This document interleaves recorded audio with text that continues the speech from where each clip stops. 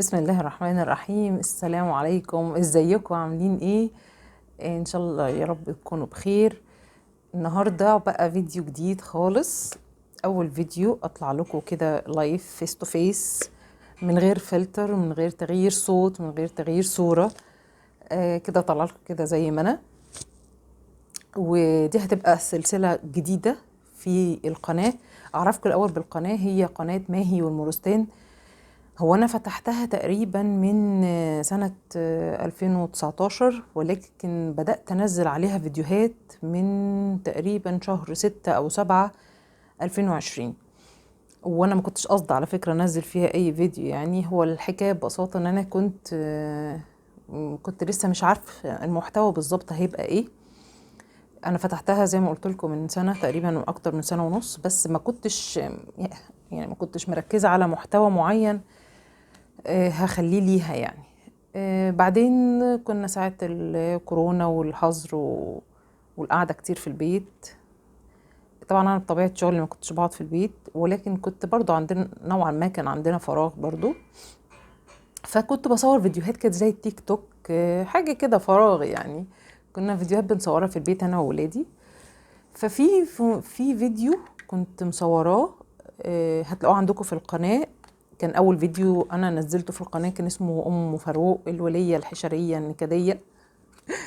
ده كان أول فيديو نزل القناة. أنا كنت مصورة عادي جدا، ما كنتش محضره له أي حاجة، ما كنتش عاملة حسابي إن هو ممكن ينزل في القناة، أو إن أنا ده هبدأ بيه القناة، أو إن أصلا هعمل القناة محتوى سكتشات كوميدي. وبعدين كنت بوري الفيديو عادي لاصحابي، فكذا حد في كذا، يعني في وقت واحد كذا حد اقترح عليا ان انا اعمل قناة يوتيوب وانزل فيها فيديوهات بنفس السكتشات بنفس الطريقة دي يعني. فلما كذا حد اقترح عليا نفس الاقتراح لنفس الفيديو في نفس الوقت، قررت انزله، ونزلته زي ما هو بالظبط. يعني انا لا عملت فيه تعديل، ولا دخلته افتر افكت، ولا عملت فيه اي حاجة، نزلته كده زي ما هو. وكان كان بصراحة مردوده حلو قوي، كانت نتيجته حلوة جدا. كان أول فيديو ينزل، تقريبا كان دقيقة ونص. كان أول فيديو ينزل في قناة جديدة. لقيت عليه فيوهات كويسة مشجعة يعني. وكان تقريبا 1200 أو 1300 في يوم واحد أو في يومين. فكان طبعا حاجة مشجعة جدا ان انا أكمل في نفس الموضوع. فكملت، عملت بعدها كذا سكتش تاني. بس برضو كل فيديو بيبقى فيه تقدم وحاجات اكتر من الفيديو اللي قبله، لاني ما كنتش اعرف اي حاجة خالص على موضوع الفيديوهات ولا اليوتيوب. كنت هاوية يعني، بنزل حاجات بسيطة كده عندي انا في الموبايل الشخصي بتاعي، يعني انا واخواتي، انا وولادي كده في البيت يعني. ف ده كان اول حاجة نزلتها قناة، دي حكاية اول حاجة نزلتها قناة. وبعدين حصل ان يعني عملت اكلة كانت حلوة، فبرضه عجبت ناس كتير، فاقترحوا عليا انزلها، او كانوا عايزين يعرفوا الطريقه بالظبط ازاي. فقالوا لي نزليها على القناه، بدل ما تكتبي الوصفه وتنزلها لنا مثلا على الفيسبوك ولا كده، ما تعمليها وتنزليها القناه. فكنا في عيد تقريبا، كنا في عيد، وبرضه قررت اعمل الفيديو ده. انا مش شيف خالص خالص، ما بحبش قعده المطبخ تماما. ماليش ان هو مثلا اقعد في المطبخ طول النهار بالساعه والساعتين واطلع بقى محمر ومشمر لا، انا بعمل حاجات كده يعني على قدي. بس انا بحب جدا الاكلات اللي بعملها تكون صحيه، عشان انا عندي اطفال صغيرين. بحبها تكون سريعه، ما اقعدش بيها طول النهار في المطبخ. يعني انا بعمل محشي برضو، وبعمل بشاميل وكل حاجه، لكن ما بفضلش الحاجات دي كتير. يعني انا بحب الحاجات اللايت السهله البسيطه اللي مش مكلفه، وانها تكون صحيه. دي اهم حاجه، النمبر 1 عندي انها تكون صحيه. ف في اكلات كتيره انت ممكن تعملها بطريقه حلوة، ولكن تفقد فيها قيمتها الغذائية. وفي طرق ممكن تبان ان هي سهلة قوي، ما فيهاش مشكلة، او مثلا تبان انها جديدة، لكن هي في الاصل هي بتحتفظ بس بالقيمة الغذائية. فهي دي يعني، هو ده التارجت بتاعي وانا بعمل اي اكلة. انا بس محتاجة ان انا احافظ على قيمتها الغذائية قد ما اقدر. طبعا في اكلات او في فيتامينز معينه في اكلات معينه لما بتتحط على النار بتفقد اهميتها. في فيتامينز لما بتتغسل كتير تحت الميه زي الخضار والفاكهه بتتغسل كتير وتتقطع صغير بتفقد جزء من اهميتها وفيتاميناتها وقيمتها الغذائيه. فانا يعني حبيت اعمل لكم الاكلات اللي انا بركز فيها على القيمه الغذائيه، عشان اللي عنده ولاد صغيرين او اللي حابب ان هو يعمل اكلات هيلسي او صحيه. لكن موضوع شيف، انا مش شيف خالص يا جماعه، خالص نهائي. يعني انا اخر واحده في الدنيا دي كلها ينفع يتقال عليها شيف. بس انا حبيت انقل لكم الاكلات اللي انا يعني اللي انا بعملها، ممكن ما تاخدش منك وقت كتير، وفي نفس الوقت انت ضامنه ان هي بتقدم قيمه غذائيه معينه لولادك او ليكي او لجوزك او لاي حد. بعدين قدام شويه ان شاء الله هنزل لكم برضو فيديوهات عن الاكلات اللي تنفع البيبيهات الصغيره الرضع، اللي كنت بعملها لولادي لما كانوا في سن الرضاعه، اللي هي من سن 6 شهور لسنتين. هنزل لكم برضو الحاجات اللي كنت بعملها وقتها ليهم، علشان برضو ممكن تكون ام جديده ومش عارفه. انا كنت وانا ام جديده برضو ما كنتش عارفه ايه اللي ممكن اقدمه صحي ومفيد لاولادي، وفي نفس الوقت ما يتعبش معدتهم في السن ده.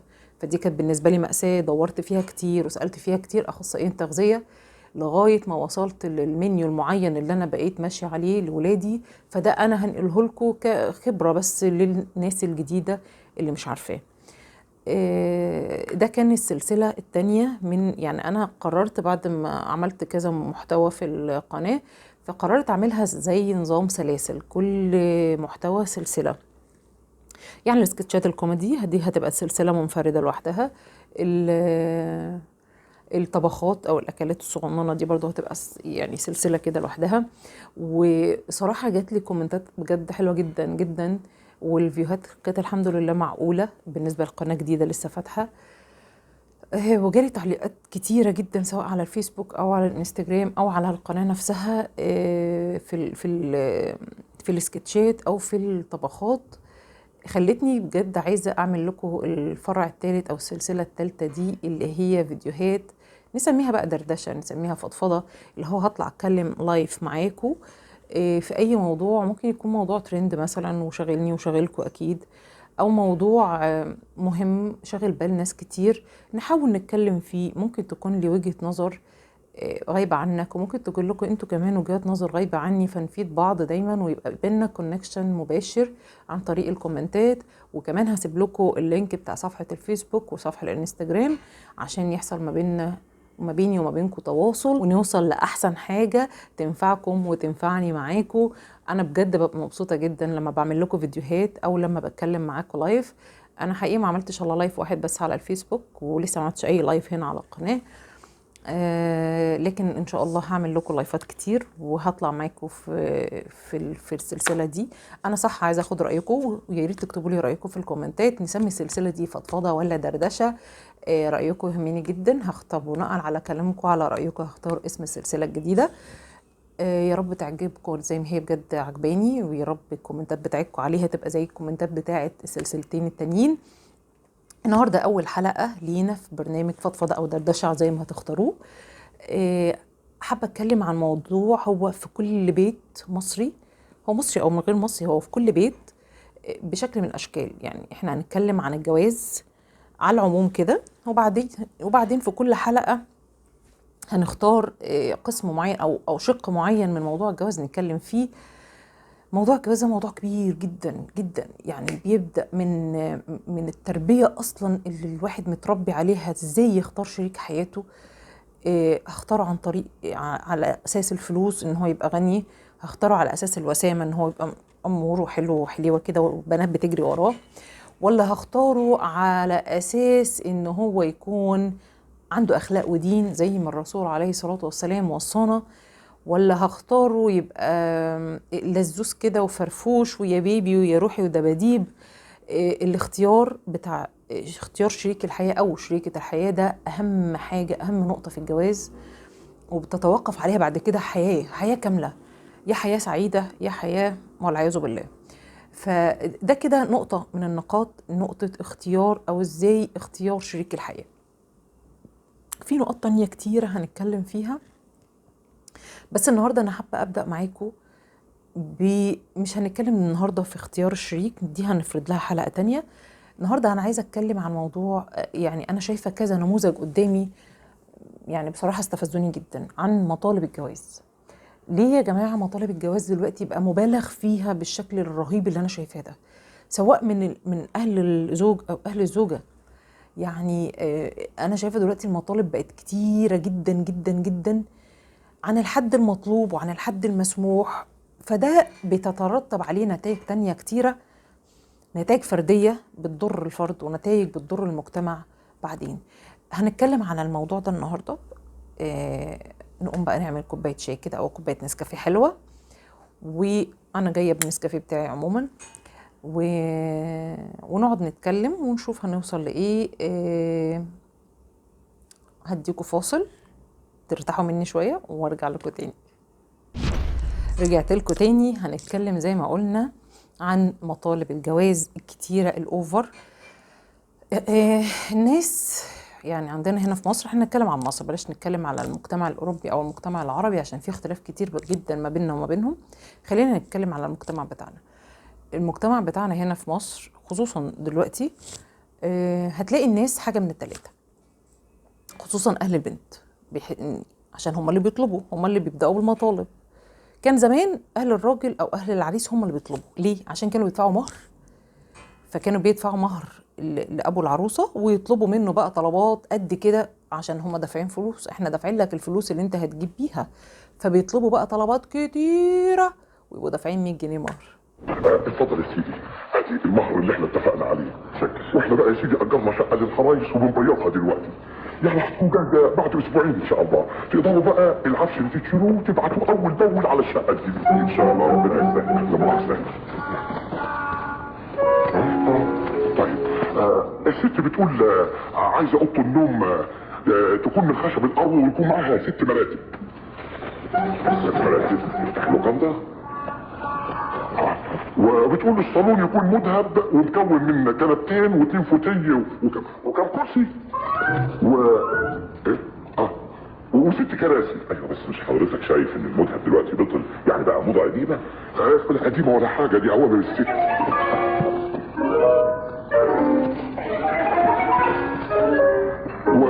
وبتقول يا استاذ حسين عايز اوضه الصفوه من خشب الورد ويكون الكراسي بتاعتها مش اقل من 10 12 كرسي. بسم الله ما شاء الله تكفي العيلتين بقى زي ما انت عارف. ربنا يزيد ربنا يزيد. الست بقى مش تدخل جوه معاها. دلوقتي بقى مفيش عندنا مهر، فبقى اللي يحصل ان يروح العريس يتقدم فيطلب منه ابو العروسه الطلبات اللي هو عايزها. دلوقتي بقى العريس ما بيدفعش مهر، فبيروح يطلب العروسة، فأبو العروسة بيطلب منه بقى طلبات قد كده. هو ما هو مش دافع مهر بقى، فانت هتجيب بفلوس المهر دي حاجات كتيرة. بسم الله الرحمن الرحيم. من الاول كده كل حاجه هنتفق عليها تتكتب في ورق عشان ما نرجعش نطعش في بعض تاني، والبنود اللي هنتفق عليها غير قابله للنقاش. بنود ايه؟ احنا هنمضي خريطه الطريق. والله بقى كل واحد يحط لسانه في بقه، والا وديني اجل جلسه اكتوبر اللي جاي. ماما من فضلك خطاب بيتكلم مظبوط، لازم نحط نقط الحروف. عمر يا باشا انت مالك، انت بتتدخل ليه؟ يعني انت هتدافع عني؟ انا اسف. شيخو بقى احنا ما يهمناش الفلوس، احنا بنشتري راجل بس يا عم اخلص خالص. الشبكه والمهر المقدم والمؤخر على العريس طبعا. الشقه والنجف والصيلي والمطبخ على العريس طبعا. اوضه النوم بقى واوضه السفره واوضه الضيوف واوضه الشغاله والريسبشن على العريس طبعا. وانتوا بقى عليكم ايه؟ والله بقى انا عليا اختار بذوقي اللي يناسب بنتي. يعني اوضه السفره مثلا هتيجي من اسبانيا، انا لسه ما كملتش كلامي. الترابيزه بس هي اللي هتيجي من اسبانيا، ال6 كراسي هيجوا من ايطاليا، المقابض الاجر بتوع النيش من اليابان، الازاز من بلجيكا. ده على بال ما تجمعوا اوضه السفره يكونوا العرسان طلعوا على المعاش. والله انا بتكلم على حاجه تعيش العمر كله، انا ما بحبش الاستعجال، كل حاجه تبقى على مهلنا كده. وماله يا عم؟ في 24 ساعه بالفاكس كل حاجه تيجي. لا انا مش عايز حاجه تيجي بالفاكس، انا عايزها تيجي بالطريق البري عشان ما نتجرحش. ولعلمكم بقى اي خدش صغير في اي حته موبايل مش هشتريها. انت عمال تبيع وتشتري فينا كده ليه؟ شوف طبعا امك جايه. وغالبا بتبقى النتيجة في الآخر نتيجة غلو المطالب، سواء لأهل العريس زمان لما كانوا هم اللي بيدفعوا مهر، أو دلوقتي لأهل العروسة. النتيجة بقت واحدة. الجوازة باظت، الجوازة باظت، الجوازة باظت، الجوازة باظت، الجوازة باظت. الجوازة باظت. الجوازة باظت. الجوازة. طيب ما تيجوا نفكر كده بالراحة ونشوف ليه الناس بقت تطلب مطالب. خلينا دلوقتي في العصر اللي احنا فيه بقى، اللي هو العريس مش بيدفع مهر وبيروح يتجوز، وابو العروسة بقى اللي بيطلب منه المطالب الباهظة الثمن دي. انا قبل كده اتكلمت مع حد، يعني مع شخص ناضج كبير المفروض ان هو بيجوز بنته، فلقيته بيطلب طلبات بجد يعني مقفورة جدا جدا، وممكن الواحد مش محتاجها دلوقتي. يعني مثلا من ضمن طلباته لعريس بنته انه يجيب اوضه للضيوف. طب معلش، هو مش مسؤول عن حضرتك يعني انت ولا المدام يجيب لكم اوضه تباتوا فيها لما تروحوا لهم زياره؟ يا جماعه، طب ما تبات في بيتك، روح زياره لبنتك، اقعد معاها وتمام، وتطمن عليها وتطمن عليك وتروح بيتك. يعني ليه تباتوا؟ يعني ليه تزعجوا الناس؟ وكمان انت اللي تكلفه تمن الاوضه، ده غير اوضه اطفال. طب هو ما حضرتك يعني هو ايه بيتجاب قبل ايه؟ يعني مش فاهمه ايه بيتجاب قبل ايه؟ يعني القفص الاول ولا الفرخه الاول؟ حضرتك لما بيبقوا يجوا الاطفال اكيد هيجيبوا لهم اوضه، مش هيناموه في الشارع. يعني يا جماعه، يعني اما يجوا اطفال ان شاء الله هيتصرفوا ويجيبوا لهم اوضه. ما تشيلوش انتوا هم الموضوع، انتوا بس جوزوهم وسيبوهم هم هيتصرفوا في اوضه الاطفال. لكن انا بشوف ناس بتشترط اوضه اطفال بمعايير معينة طبعا، أوضة ضيوف وأوضة نوم وأوضة أنتريه وأوضة صالون مذهب عشان استقبال الضيوف، وركنة تتحط في الليفينج روم، وطبعا كل حتة فيها شاشة تلفزيون وتكييف مركزي وديش ورسيفر ايه ده؟ طب افرض حضرتك ان العريس والعروسة عايزين بعض ومتفاهمين وكويسين، ولكن العريس مش من امكانياته يجيب الحاجات دي كلها، حضرتك كده يعني هتوقف الجوازة وهترفض العريس لمجرد ان هو مش قادر يجيب حبة حديد في حبة صاج، يعني ممكن يجيبهم بعدين لما ربنا يفتح عليه. انا لما اتكلمت مع واحد في الموضوع ده، فكانت وجهة نظره ان هو كل ما العريس واهله يدفعوا كتير في بنته، يعني يدفعوا مبالغ وقدرها، يعني كده هو بيغلي بنته في عينهم. كده انا اضمن ان هم هيحافظوا على بنتي، هم دافعين فيها كتير. كده انا هضمن ان هم هيحافظوا على بنتي، مش هيغضبوها كل شويه. بنتي هتبقى غاليه في عينيهم عشان هم دافعين فيها، مش واخدينها ببلاش. وبعدين حكالي حكايه كده، انا هحكيها لكم على السريع. يعني هي حكايه واحد يعني كان بيعمل بقول الرسول عليه الصلاه والسلام اللي هو اقلهن مهرا اكثرهن بركه. فالراجل ده ما كانش بيغالي في المهور اهو زي ما انت بتقولي ولا حاجه، ولا بيغالي في المطالب. ولما جاله واحد يتقدم لبنته، طلب منه ارخص حاجه كانت موجوده وقتها، كانت عباره عن كيس بصل. كيس بصل علشان هو كان ارخص حاجه موجوده وقتها. وفعلا الراجل جاب كيس البصل واتجوز البنت، وقعدوا واتجوزوا وخلفوا ولد. وكانوا رايحين في مشوار، اتطلب منهم ان هم يعدوا على خشبه، على الفرع ترعه كده، على فرع نهر، فرع ميه يعني، وعليه خشبه وهيعدوا عليه. فهو خاف على ابنه، يعني مسك ابنه، خاف على ابنه لا يقع، وعدى هو بابنه وسابها هي تعدي لوحدها. فاللي هو يعني انا ما خافش عليها، يعني نظام انت مدفوع فيكي كيس بصل، فاللي هو هتروحي النهارده اجيب 10 مكانك بكره، لكن ابني لا. البنت طبعا عفرت وطلعت وراحت لباباها وقالت له، حكت له على اللي حصل. فهو طلب ان هو يشوف جوزها وابنه، فقال له انت كده يعني انا اديتك مسؤوليه، انت ما حافظتش على المسؤوليه وما حافظتش على الامانه اللي انا اديتها لك، وما صنتش الود ويعني وما صنتش ان انا ما طلبتش منك وما اجهدتكش بالمصاريف.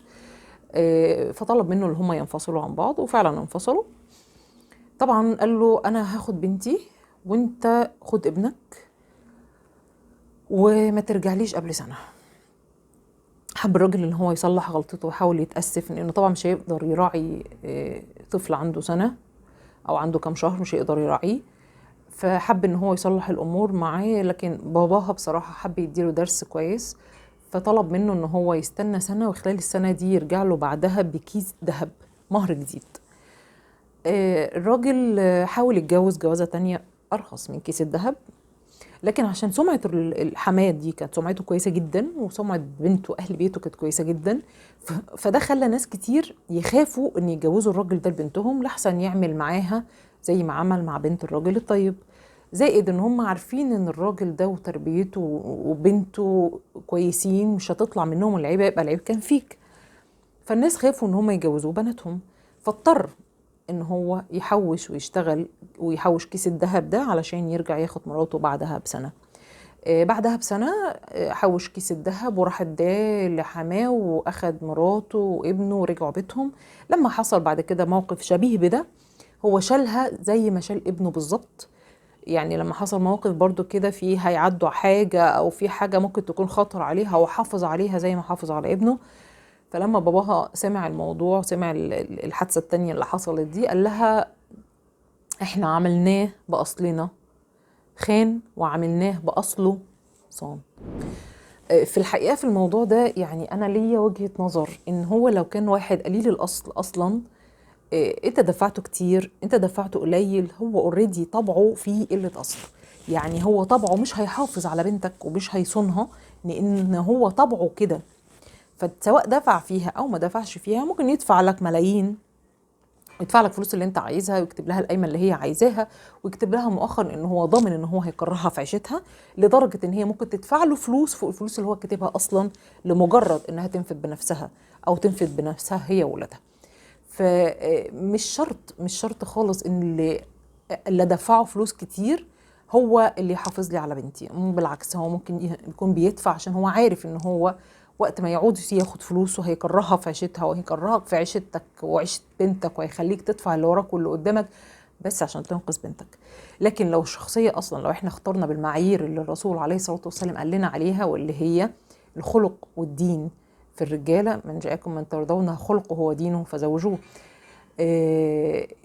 لو احنا بنختار على أساس المعيارين دولت، مش هتفرق بقى إذا كان هيقدم مهر ولا مش هيقدم مهر، هيشتري حاجات ولا مش هيشتري حاجات. كل واحد دايما بيعمل في بيته، ومحدش يعني بعد 5 سنين جواز مثلا مش هتلاقي الشقة هي الشقة، هيغيروا حاجات كتيرة، هيجددوا حاجات كتيرة، هيرموا حاجات ويشتروا حاجات مكانها. مش هتفضل الدنيا زي ما هي. أهم حاجة، أهم من ان انت تضمن لبنتك فيلا وعربية BM وشبكة ألماظ وفرح مش عارفة في فين، لازم تضمن لها شخصية اللي هتعيش معاها، شخصية تكون طباعها هادية، مش طباع، حتى ممكن تكون أخلاقه كويسة ولكن طبعه ما يتعشرش. يعني ممكن يكون ما بيكذبش، الحاجات اللي هي أخلاقيات ودين موجودة فيه، ولكن في برضو حاجة تانية طبعه مش حلو، طبعه مثلا بيذلها بفلوس، وطبعه مثلا شكاك فيها. في حاجات معينة كده انت لازم كأب قبل ما تختار لبنتك الفيلا والعربية والشقة اللي هتسكن فيها، انت بتختار لها الشخصية اللي هتعيش معاها. في حاجة تانية برضو لاحظتها في موضوع الاتفاقات ده، المقارنات الرهيبة اللي بتحصل. يعني مثلا أم الزوج وهي رايحة تخطب لابنها بتقارن دايما خطيبة ابنها أو مرات ابنها دي، دايما بتقارنها ببنتها. أنا بنتي ما تعملهاش فرح فأنت كمان مش هتعمل فرح. أنا بنتي جات لها الشبكة الفلانية فأنت مش هتجيب لخطيبتك شبكة أعلى من أختك. أو كلام برضو يبقى على العروسة، مامة العروسة أو أبو العروسة، لا أنا بنت أختي عملت فرحها في النادي الفلاني، أنا لازم أعمله في الفندق العلاني. أنا بنت أخويا أنا اللي كاتب لها القايمة بإيدي، القايمة تعدي 250,000، لا أنا قايمة بنتي هكتبها ب500,000. يا جماعة المقارنات دي ملهاش أي وجه خالص. كل جوازة وليها ظروفها، وممكن تكون بنتك اللي أنت هتجوزها بقايمة أقل من قايمة بنت أختك أو بنت أخوك، تكون جوزها أحسن بكتير من جوز بنت أختك أو جوز بنت أخوك. انت بتختار راجل، مش بتختار ظروف. انت بتختار راجل كويس، الظروف بعد كده هتبقى معاه كويسة. لكن لو انت اخترت بس ظروف دلوقتي، طب ما الظروف ممكن تتغير. هيبقى ايه الحل؟ النتيجة المعروفة الحتمية الانفصال اللي هيترتب عليه تشرد أطفال. بقى بلاش تشرد أطفال، هيعيشوا مع مامتهم أو هيعيشوا مع باباهم، هيحسوا ان هم مش طبيعيين، هم مش أطفال طبيعية عايشة ما بين أسرة فيها أم وأب. يعني هيحصل طبعا، اكيد لازم هيحصل اثار سلبيه كتيره على الاولاد.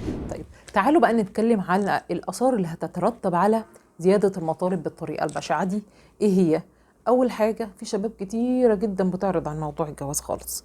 يعني ممكن تاخد السكه الحرام، السكه الشمال، وممكن تتشغل بقى في ابحاث وشغل وسفر، وتنسى موضوع الجواز ده، وتتفاجئ ان عندها حاجة و40 سنة او داخل على 50 سنة عشان بس يكون نفسه ويعرف يدخل بيت يلاحق على المطالب اللي هتطلب منه. في شخصيات تانية بتضطر انها تتجوز من بره مصر. طبعا مش هيتجوزوا عرب لان العرب مطالبهم اكتر مننا بكتير، هم هيتجوزوا اجانب ممكن تكون بعيدة عنه في الدين وبعيدة عنه في الشخصية وبعيدة عنه في الطباع وبعيدة عنه في البيئة، بعيدة عنه في كل حاجة، ولكن هو هيتجوزها كمخرج للمطالب اللي بتحصل الأوفر اللي بتطلب هنا عندنا. لأن طبعا هو لو اتجوز أجنبية لا هتطلب منه شبكة ألماظ، ولا هتطلب منه فرح في فندق شيراتون، ولا هتطلب منه يجيب لها 6 أوض مفروشة، ولا 10 أوض ريسبشن مفتوحين على بعض، ولا هتطلب منه تكييف مركزي، ولا هتطلب منه كل المطالب دي. هي هتتجوز معاه في أي شقة عنده بالإمكانيات اللي هو عليها، مش هتطلب منه إمكانيات تانية. ده بيخلي ناس كتيرة تضطر إنها تتجوز أجانب، يا إما عشان ياخدوا فيزا وياخدوا الجنسية بعد كده، يا إما عشان يسافروا معاها ويعيشوا في بلد تانية خالص بعيدة عن كل العادات اللي عندنا اللي غلط، يا إما بس عشان يهربوا من إنها تبقى ليها مطالب. يعني هيتجوزوها هنا عادي جدا، بس هم بيهربوا من المطالب البشعة اللي بتطلب هنا. انا مش ضد جواز الاجانب خالص، بس انا ضد ان انت تتجوز واحد او انت تتجوزي واحد اجنبي لمجرد الهروب من تقاليد بايخه جدا ملهاش اي 30 لازمه. يعني انا شايفه ان لو واحد وواحده متفاهمين مع بعض، بلاش نقول حب بقى عشان الحب ما يعني مش هو كل الدنيا، اهم حاجه التفاهم، في تفاهم وفي احترام، انا فاهمه وجهه نظرك وانت فاهم وجهه نظري. اكيد ما ينفعش جوازه زي دي تبوظ لمجرد ان هو معهوش فلوس يعمل فرح في الحته الفلانيه، او معهوش مثلا امكانيات تخليه يجيب لها الشقه التمليك اللي في الحته الفلانيه. يعني ما ينفعش ابدا واحده زي دي مثلا تتجوز واحد اجنبي عشان هو هيجيب لها شقه وهيجيب لها عربيه وهيجيب لها، او انت كشاب تتجوز واحده عرفتها في شرم الشيخ او عرفتها في الغردقه لمجرد ان هي هتوفر عليك مطالب كتير. اللي هتوفر عليك مطالب كتير النهارده دي، انت ممكن تتجوز واحده تانية كويسه يعني تفكيرها من تفكيرك، متوافقه معاك في كل حاجه، وبرضو ممكن جدا يعني هي بتحصل، هي قليله لكن موجوده، ان اهلها بيراعوا شويه الحاله الاقتصاديه اللي الشباب فيها عموما، وبيحبوا ان هم يقفوا مع جوز بنتهم. في ناس كتيره كده يعني ما اندثروش، هم يعني لسه موجودين، قليلين لكن موجودين. فانا مش ضد الجواز الاجانب خالص، ولكن انا ضد اللي انت تتجوز حد مش متفق معاه سواء اجانب او مصريين لمجرد ان هم يعني بيقدموا لك اوفر كويس في المطالب الماديه.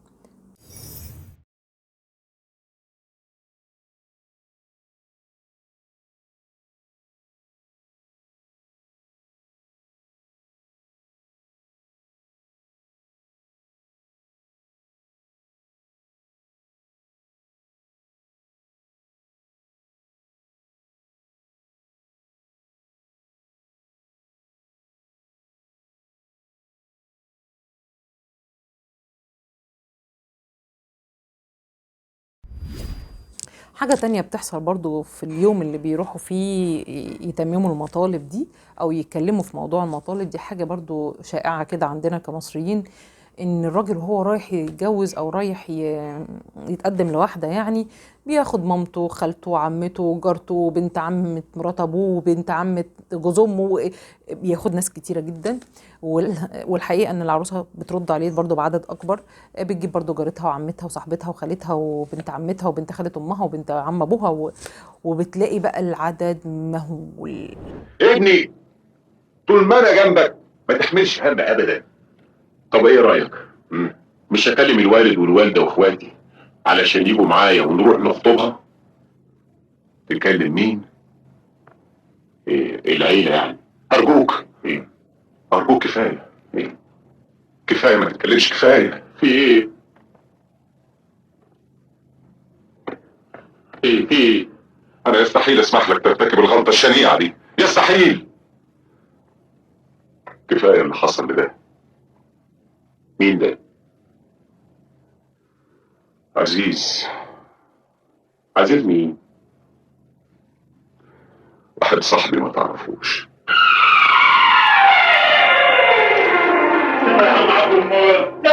عندك همه، العريس زمانه كويس. خلاص يا بيه مش طايق عشان هنحط ورد هنا.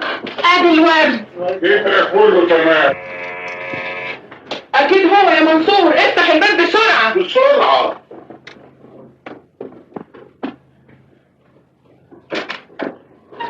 مساء الخير يا عمي. اهلا وسهلا اهلا وسهلا يا مرحبا. اتفضل يا ابني اتفضل. لحظة واحدة.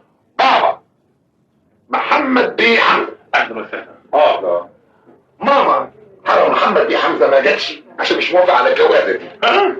اخواتي البنات هدى محمد بيه حمزة، اهلا وسهلا. والفدان محمد بيه حمزة، اهلا وسهلا. فهيمة محمد بيه حمزة. اتفضل. لحظة واحدة. إيه؟ اخوات الصبيان ابراهيم محمد حمزة، اهلا وسهلا. مخيمر محمد حمزة، اهلا وسهلا. عدلي محمد حمزة. اهلا وسهلا. فاضل حد تاني يا ابني؟ لا خلاص. خالتي وجوز خالتي بس. بس. طن اتفضلي يا طن. ايوه يا ابني جايين اهو، بس السلالم معليه شويه. معلش طن. اهلا وسهلا. جوز طن. اهلا وسهلا. من طن. من طرف.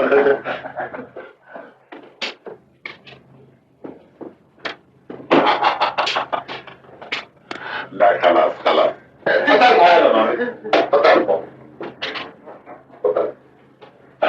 العروس عملت قوي قد كده.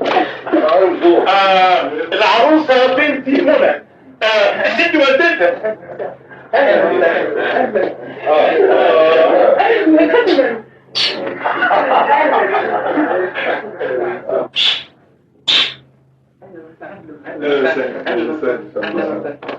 اتفضل.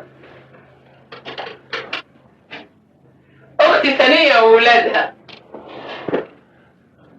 مبروك يا جماعه. الله يبارك فيك. رجب وشعبان ورمضان وشوال. الف مبروك يا جماعه. الف مبروك. اتفضل. اخويا ابراهيم والست حرمه وولاده.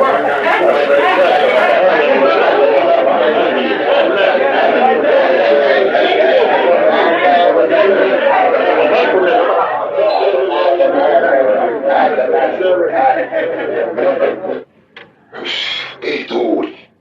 خطوبة دي ولا مؤتمر قومي؟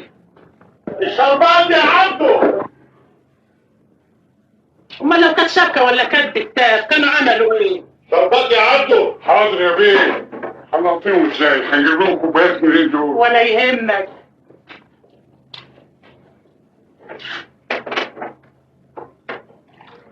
ايه ده؟ يا اخويا كله ينفع. ولو ممكن كمان يا عمي أوضة نوم احتياطي عشان خاطر الضيوف، أوضة مكتب ليا، تلفزيون 18 قدم كابوريه، تلفزيون 8 سلندر، شقة تمليك 7 أوض، السجاجيد شنوا، النجف كريستال وبس. وايه كمان تاني يا ابني؟ وعشان ما تحسش بالإيجاد يا ريت العروسة تكون معاها بنت وولد. بنت وولد؟ بنت طباخة وولد سفرجي، وما يهمكش أنا هدفع لك مهر 100 جنيه. انت فاكر نفسك ايه يا سيدنا الافندي؟ تدفع 100 جنيه مهر واجيب لك كل الحاجات دي؟ انت فاكر بنتنا ايه؟ باينه. هو يعني ابننا مش لاقي عروسه يتجوزها؟ انا بنت اخويا تسوى تقلها ذهب. تقول لها ده ده الدهب اللي في الدنيا كلها ما يكفيهاش، ده ولا تقول لها غلط. انا ابن اختي مفيش منه في الدنيا كلها، اللي عنده كلمه وفاره والجوازه دي مش عاوزينها. في 60 داهيه ابنكم، الرجاله على قفا مين يشيل. حسيني مرضك بقى يا اختي. ايه انت فين اصحي؟ مفوق النفس.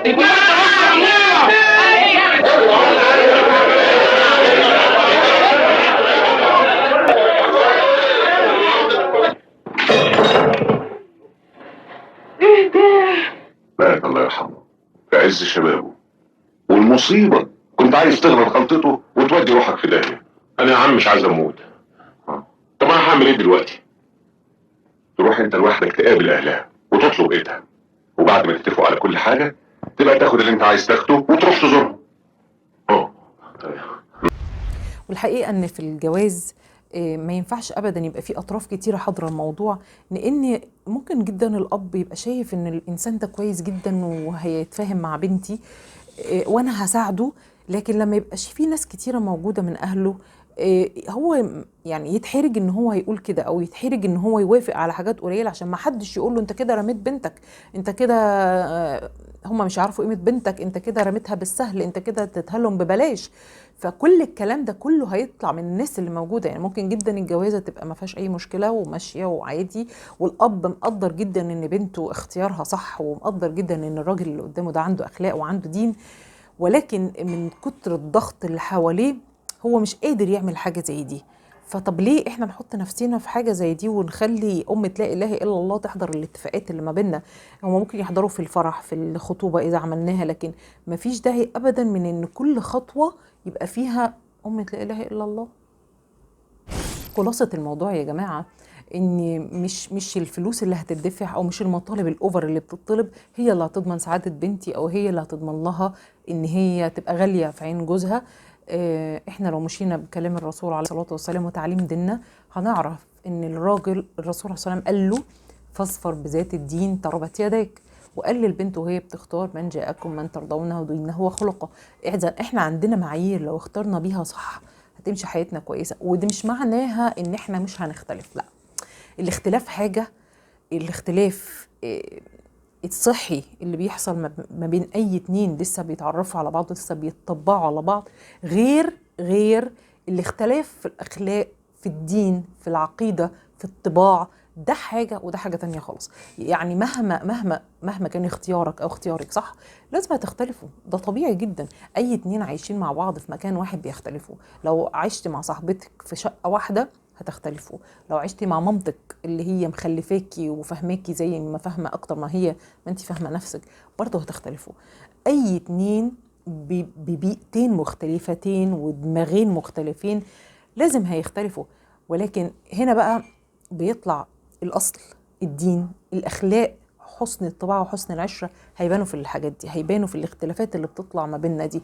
يعني ايه نختلف؟ يعني هنختلف بأدب، هنختلف باحترام. مش معنى ان احنا مختلفين في حاجة ان انت تتهني او تغلط فيا، مش معنى ان انا مختلفة معاك في وجهة نظر ان انا اقلل منك او احقر من وجهة نظرك.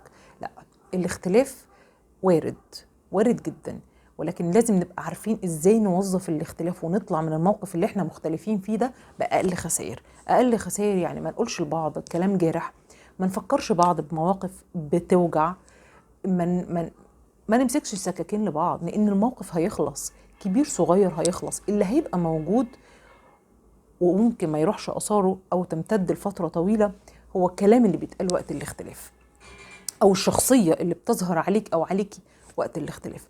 وقت الاختلاف ده اكتر وقت بيبين محبه الاتنين ببعض، لان الوقت الكويس انا بحبك وانت بتحبيني والدنيا بيس وبامبي وزي الفل. هيبان امتى بقى؟ وقت ما انت تغضب مني او انا اقلب عليك، هيبان بقى الشخصيه الحقيقيه، هيبان بقى الحب اللي بجد. انا ممكن جدا لما اختلف مع حد اسيب المكان وامشي، ده مش تجاهل، يعني دي وجهة نظر. انا بسيب الحد ده لما هو يهدى وانا كمان اهدى، فنعرف بعد كده نتكلم مع بعض. او انا بسيبه عشان انا افكر مع نفسي وراجع نقطة الخلاف، ممكن جدا اغلط نفسي فيها. يعني وارد جدا ان انا اغلط نفسي اصلا في وجهة النظر بتاعتي دي، ولما افكر كده شويه مع نفسي يعني برضو هنرجع تاني لكلام الرسول عليه الصلاه والسلام ان انت لو غضبت تتوضا او تغير الوضعيه اللي انت فيها. يعني انت واقف هتقعد، انت قاعد هتقف وتتوضا، فبتدخل ميه بتخرج الشيطان وتقعد تهدى مع نفسك كده.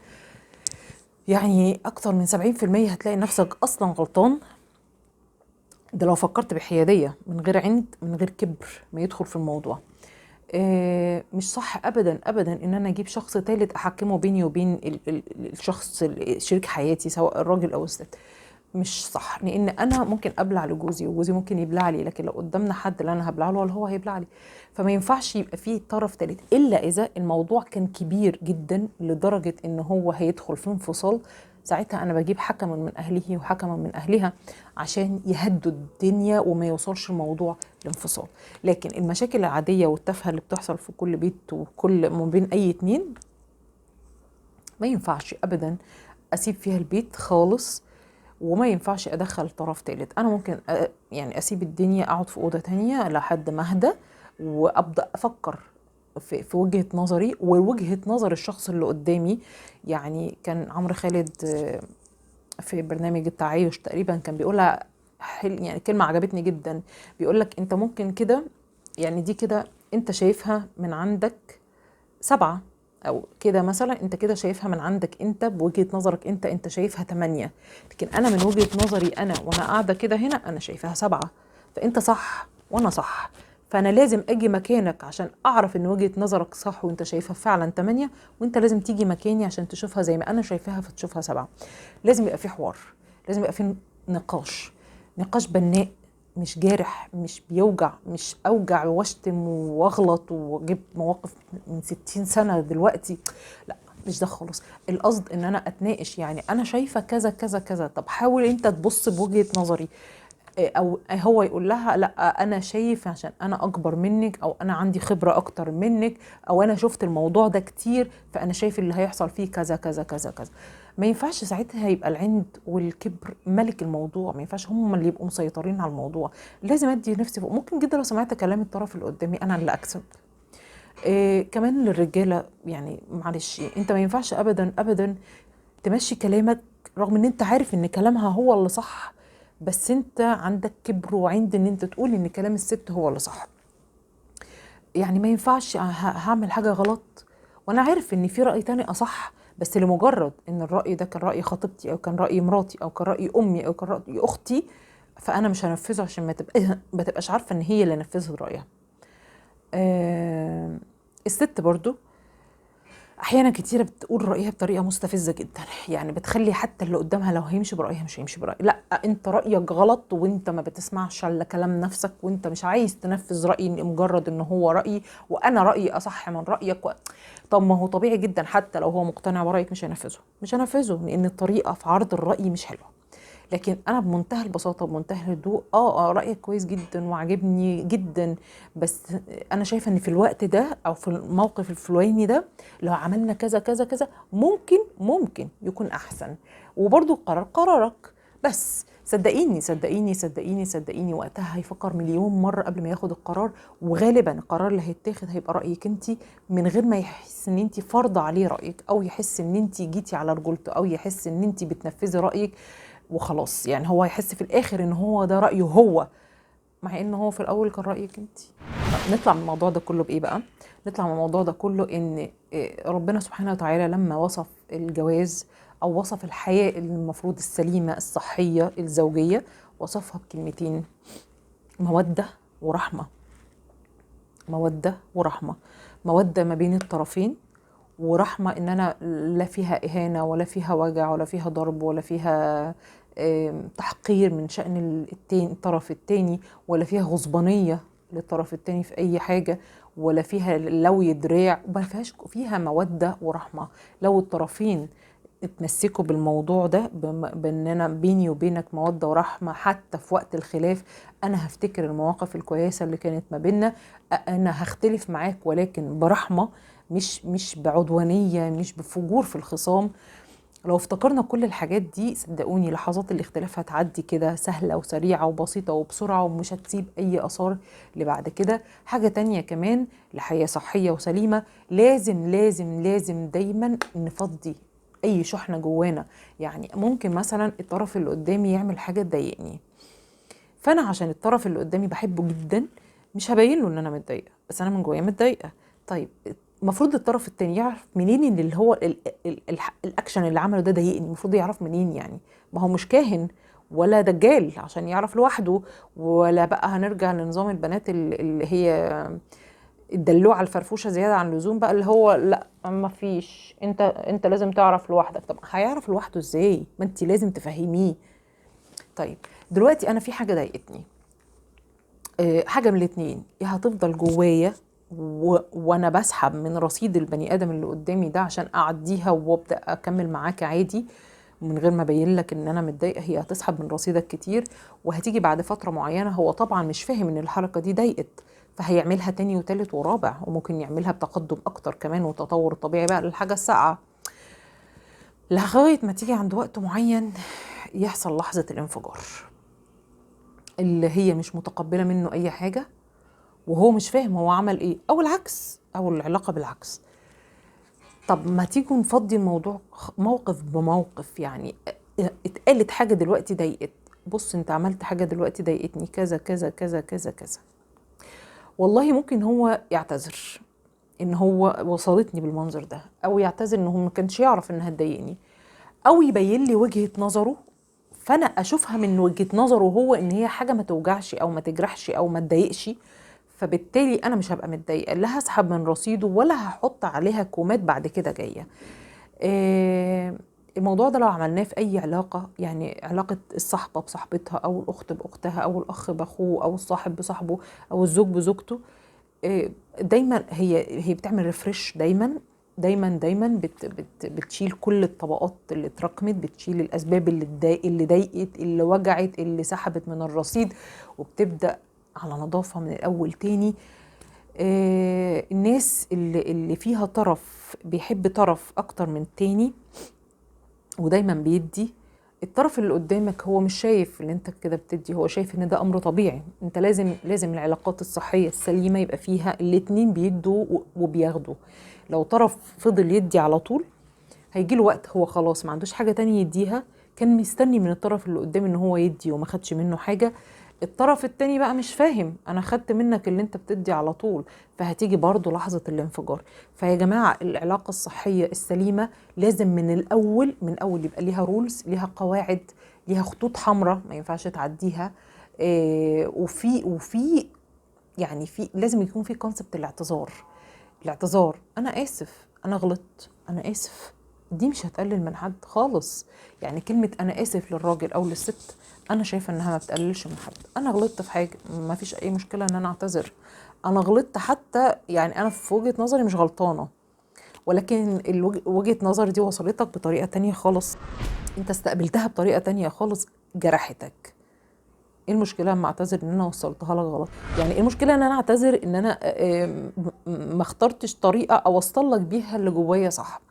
وايه المشكله لما انت تقبل عذري حتى من قبل ما اقوله، بمجرد ان انا بتناقش معاك؟ يعني انت تهمني، يعني انت تخصني، يعني انت زعلك مهم عشاني، يعني انا مش قادره ازعلك من غير حتى ما اقولها قولا صريحا.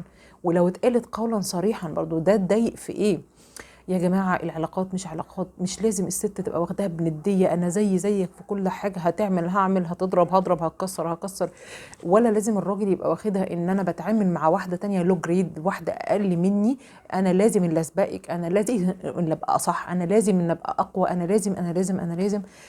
في حاجات كتيرة جدا جدا أنت ممكن كراجل تستفيد بيها من الست. يعني الست دماغها في حتت معينة حلوة جدا جدا، انت تقدر تستفيد بيها في تدبير البيت، في امور المعايش، في امور تخص الولاد. هي لو خدتها المستشار بتاعك دراعك اليمين، يعني دي حاجة هتفيدك وهتفيد بيتك وهتفيد ولادك. طبعا الراجل حكمه دايما بيبقى احسن من حكم الست، لانه بيحكم بالعقل مش بالعاطفة زي الستات.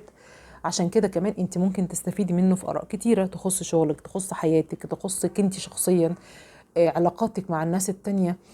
في ناس تانية تقول لك اوعي تحكي لجوزك اي علاقه ما بينك وما بين صاحبتك مثلا، وما بين اختك وما بين، انا ما احكيش حاجه خاصه بحد، يعني ما احكيش حاجه مثلا خاصه باختي او بصاحبتي، لكن انا احكي له مواقف خاصه بيا انا، اخد رايه فيها، واي نوت، ليه لا؟ يعني انا اذا مش مأمناه على مواقف، طب ازاي امنه على نفسي؟ واحد مثلا هو بيجوز بنته يقول لها ما تقوليلوش ان انت معاكي الذهب الفلاني، هاتيه انا اشيلهولك عندي. طب حضرتك مستأمنه على الجتة نفسها، يعني اللي هي لحمه ودم، ومش مستأمنه على كام جرام ذهب؟ يعني انا بحس ساعات ان الناس بتعظم او بتكبر قوي في موضوع الفلوس، في حين ان انت بس كل موضوعك ان انت بس تختار صح. اذا اخترت صح مش هتفرق بقى دفعت كتير دفعت قليل، كل دي هتبقى في الاخر ورقيات ملهاش اي 30 لازمه. في رأي كمان دلوقتي موجود شوية، يعني أنا شايفة بدأ إن هو يزيد، يعني إن مثلا البنت تبقى مجهزة نفسها أو الأب يبقى مجهز بنته، عندها شقتها، عندها عربيتها، عندها مشروعها الخاص أو شغلها الخاص بتاعها، عندها كل حاجة، هي بس عايزة تتجوز راجل يكون كويس ومحترم. فبالتالي انت ما بتشعرش اللي قدامك ده بأي اتجاه من أي مسؤولية من أي حتة في أي حاجة، انت هتاخده كده زي ما تقولوا كده بشنطة هدومه، وهتديله عروسة بشقتها بعفشها بسلطاتها ببابا غنوجها. فده برضو انا شايفاه انه مش صح، لانه مش هيتحمل المسؤوليه، لازم تديله جزء تحمل المسؤوليه. يعني لما واحد راح للرسول عليه الصلاة والسلام وقال له ان هو عايز يتجوز ومعهوش يجيب شبكة او الخاتم، فقال له التمس لها ولو خاتم من حديد. يعني ما قالوش لا انت معكش وروح لهم وهم المفروض يسهلوا الجوازة ويلغوا الشبكة. لا، هو الرسول صلى الله عليه وسلم ما قالش كده، لان برضو العروسة من حقها انها تفرح، من حقها تحس ان في حاجة بتتعمل لها مخصوص، ان في حاجة جديدة بتطرق عليها، مش ان هي اتجوزت في شقة باباها او الشقة اللي باباها جايبها لها ولبست ذهب باباها وكل اللي جد عليها ان في واحد عايش معاها جديد.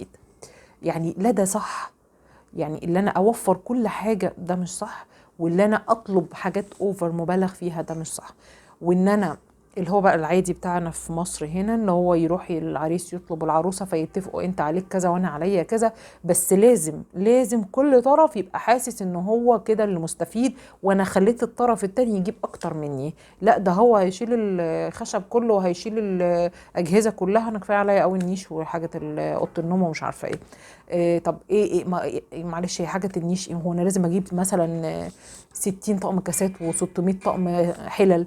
كفايه طقمين 3 حلل تمشوا بيهم الدنيا، وكفايه 4-5 تطقم كاسات ولو انهم كتير برضو. يعني احنا لو حاولنا نقلل شويه في الطلبات ده هيفتح لنا مجالات تانية كتيره. الناس اللي سن الجواز ارتفع عندها وبقت تتجوز ابتداء من 45 او من 46، بس لان هي مشغوله من حاجه وعشرين، من سن حاجه وعشرين من ساعه ما اتخرجت لغايه الاربعينات هم بيحاولوا يكونوا نفسهم عشان لما يروحوا بيت ما يترفضوش، لمجرد ان هم ما عندهمش ماديات كتير، او تضطر ان هو واحد يبقى اهله هم اللي جايبين له كل حاجه، فهو برضه مش هيبقى حاسس بالموضوع. يعني انت عايز تجوز بنتك لواحد هو يدفع فيها كتير عشان يبقى حاسس بالمسؤوليه تجاهها؟ لا، هو برضه مش هيبقى حاسس ان الفلوس دي غالبا هتبقى من فلوس اهله، يا اما هتكون من فلوس شغله هو بعد 15-20 سنه كده، يا اما هيبقى تاجر مخدرات. يعني هو ده الاختيار الثالث اللي ممكن يتجوز وهو شاب صغير ومعاه الفلوس اللي تكفي الطلبات اللي حضراتكم بتطلبوها دلوقتي. ده النهارده كان موضوعنا، يا رب يكون عجبكم ويا رب يكون قدرت افيد او اوصل اي معلومه او نحاول نغير اي حاجه في الوضع القائم ده. يعني احنا اللي نقدر نغيره دلوقتي، يعني اللي في سني او اللي زي اللي نقدر نغيره دلوقتي، ان احنا نربي جيل على التربية الصحية السليمة، ان هو اختيار صاحبتك مش بفلوسها، اختيار صاحبتك لازم يبقى بمقاييس معينة، فبالتالي هي بتتعلم انها تختار بعد كده شريك حياتها بطريقة صحية، مش عن طريق مش عشان فلوسه، مش عشان اهله، مش عشان مركزه، هي بتختار الشخصية اللي هتريحها بعد كده في حياتها. احنا لو علمنا ان النشء الجديد من دلوقتي ازاي يختار صحابه على الاقل، ده بعدين هيتعلم ان هو يختار شريك حياته، هيتعلم يختار الشغل اللي تناسبه، هيتعلم يختار الكلية اللي تتناسب معاه، هيتعلم يختار كل حياته بعد كده. فأتمنى بجد يكون الفيديو عجبكم، أتمنى ما أكونش ضيفة تقيلة عليكم الساعة دي، وأتمنى أشوف آرائكم في الكومنتات ونتواصل مع بعض عن طريق الفيسبوك أو الانستجرام. وهشوفكم في فيديو تاني قريب إن شاء الله، وهستنى اقتراحاتكم بموضوع الفيديو اللي جاي هيكون عن إيه. وباي باي.